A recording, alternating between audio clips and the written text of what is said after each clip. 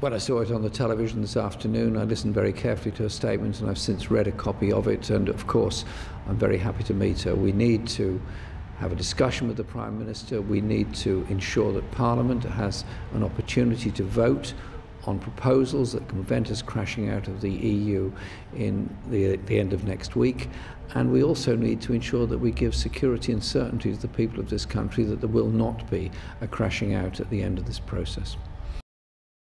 We've put forward our proposals, which are to ensure there is a customs union with the European Union, that there is access to those markets, and above all, there's protections of our standards of consumer, environmental and of course workers' rights. And we'll ensure that those are there on the table so that there is no danger of crashing out. But we're also very clear that there has to be an absolute guarantee that the Good Friday Agreement maintains, so we continue with the process of peace in Northern Ireland.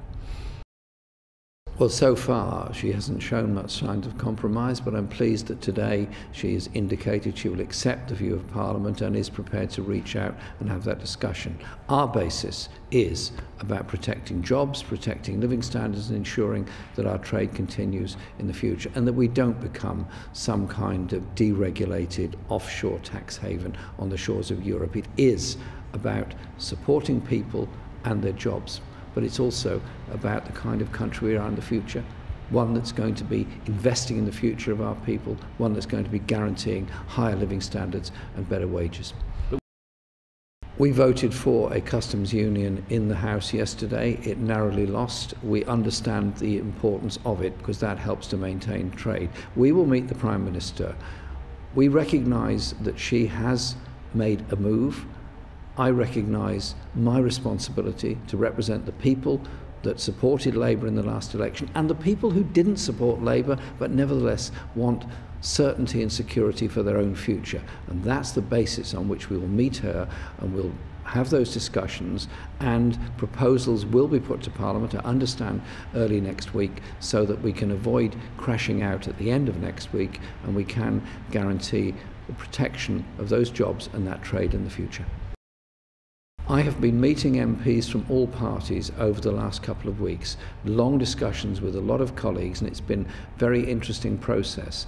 And yes, there is some common ground, there are some areas that it's very difficult to agree on, but the principles have to be, as I've set out, that however people voted in the referendum in 2016, whether they voted Remain or they voted Leave, they didn't vote for lower living standards, they didn't vote to lose their jobs, and actually there's far more that unites people on both sides about the kind of society we can be than divides them.